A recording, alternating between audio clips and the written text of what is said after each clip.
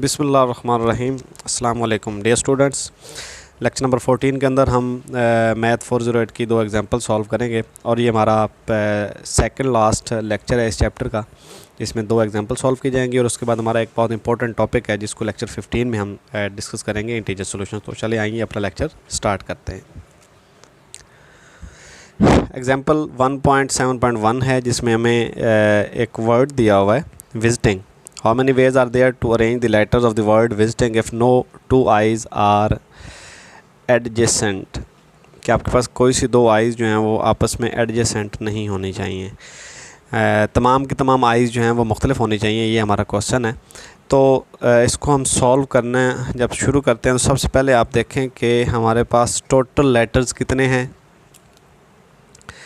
We have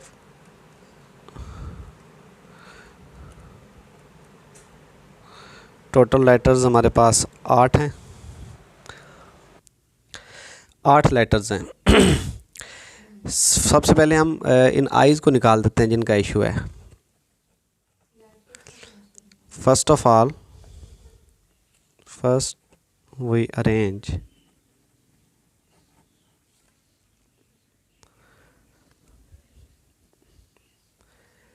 VSTNG VSTNG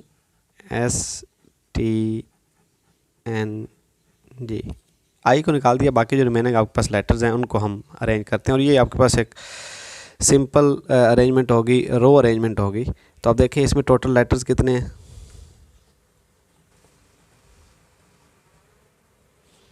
वो यहाँ पे अब 5 रह गए।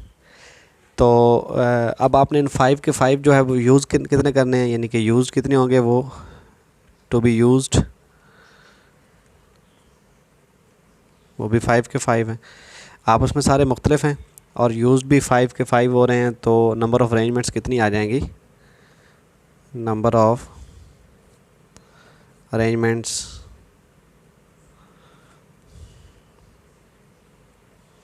Will be equal to 5p5, जिसको हम कहते हैं 5 फैक्टोरियल। तो ये हमारे पास 5 फैक्टोरियल वेज के अंदर हम इन लेटर्स को अरेंज कर सकेंगे। अब उन 5 ये 120 अरेंजमेंट बनेंगी, उनमें से मैं एक अरेंजमेंट उठा लेता हूँ। सपोज़ कि हमारे पास ये एक अरेंजमेंट है जिसमें यहाँ पे V है, उसके बाद S है, उसके बाद T है, उसके बाद N है, उसके बाद G है। अब ज़रा गौर से देखें, हमने चूँकि दो आइज़ को एडजेसेंट नहीं होने देना, इकट्ठे नहीं आने देना, एक साथ नहीं आने देना, तो अब देखते हैं कि अब टोटल आइज़ के लिए कितनी जगह बाकी है। एक आई यहाँ पे आ सकता है, इधर आ सकता है, इधर आ सकता है, इधर आ सकता है, इधर आ सकता है या इधर आ सकता है। उन तीन में से जो 3 आइज़ हैं इसके अंदर, उनमें ये कोई भी आई किसी भी पोजीशन पे जा सकता है। तो हम पहले देखते हैं कि number of choices for first आई के लिए कितनी चॉइसेस, फर्स्ट आई के लिए कितनी चॉइसेस बाकी हैं। Number of choices for first आई। अब देखें गौर से, इन 6 में से कहीं पे भी आप इसको लिख सकते हो। इट्स मीन कि हमारे पास 6 चॉइसेस हैं। यहाँ पे जब आपने एक आई को फिक्स कर दिया, इट्स मीन कि अब रिमेनिंग 2 के लिए कितनी चॉइसेस बाकी हैं। Number of choices for second I, वो आपके पास 5 है। जब आपने इन 2 को फिक्स कर दिया, ये 2 स्पेसेस आपने फिल कर दिए हैं, इसका मतलब ये हुआ कि number of choices for third I, वो आपके पास 4 आ जाएंगे। अब चूँकि आइज़ मुकम्मल हो चुकी हैं, तो अब हम मल्टीप्लिकेशन प्रिंसिपल को यूज़ करते हुए, बाय मल्टीप्लिकेशन प्रिंसिपल, इन तमाम को, इन अरेंजमेंट्स को और इन अरेंजमेंट्स को आप मल्टीप्लाई करवा दो, तो आपके पास टोटल वेज आ जाएंगी। डिज़ायर्ड नंबर ऑफ़ वेज आपके पास आ जाएगा। Hence desired number of ways वो 5 factorial multiplied by 6 multiplied by 5 multiplied by 4।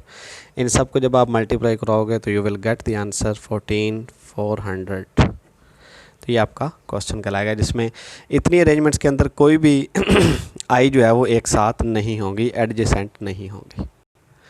चलें अब सेकंड एग्जांपल शुरू करते हैं। 1.7.2 जिसकी स्टेटमेंट हमारे पास है,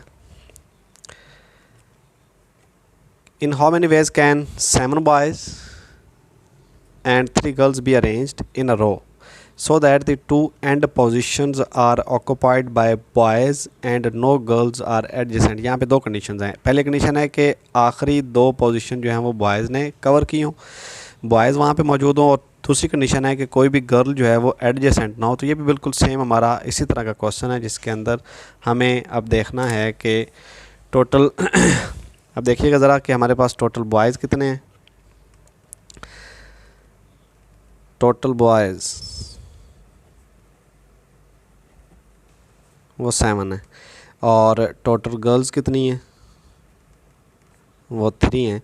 तो ये टोटल लोग कितने हो गए, यहाँ पे आपके पास 10 पीपल्स मौजूद हैं, 10 पीपल। अब इन 10 में से हमें उन कंडीशंस को फुलफ़िल करना है। कंडीशन हमारे पास सबसे पहले ये है कि पहला लड़का यानी फ़र्स्ट प्लेस पे लड़का होना चाहिए, सेकंड, थर्ड, 4, 5, 6 एंड 7। पहली पोजीशन पे भी लड़का हो और आखिरी पोजीशन पे भी लड़का हो। B2, B3, B4, B5 and B6। यहाँ पे ये हमारे पास कुछ इस तरह से अरेंजमेंट है। अब ये जो दरमियान में स्पेसेस हैं ये हमने छोड़ी हैं। चलें पहले हम इन बॉयज़ के अरेंजमेंट को देखते हैं। एक तरतीब जो मैंने लगा दी है, ये एक अरेंजमेंट है। इस तरह की आप और कितनी अरेंजमेंट्स लगा सकते हैं। मतलब यहाँ पे मैंने बनाया कि B1 पहले आ गया, B7 एंड पे आ गया, ये B7 इधर भी आ सकता है और B1 इधर भी जा सकता है। इसी तरह ये आपस में कितने वेज़ के अंदर आप इनकी जगह बदल के अरेंज कर सकते हो। तो ये बिल्कुल सीधी सी बात है। बॉयज़ आपके पास टोटल कितने हैं, वो 7 है। यूज़ कितने होने हैं, 7 के 7 आपने इस्तेमाल करने हैं। तो सेम उसी तरह का क्वेश्चन है। ये आपके पास आंसर कितना बन जाएगा, 7P7।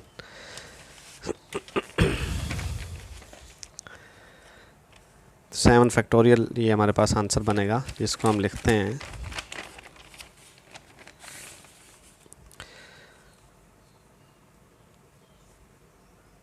Number of arrangement in a row.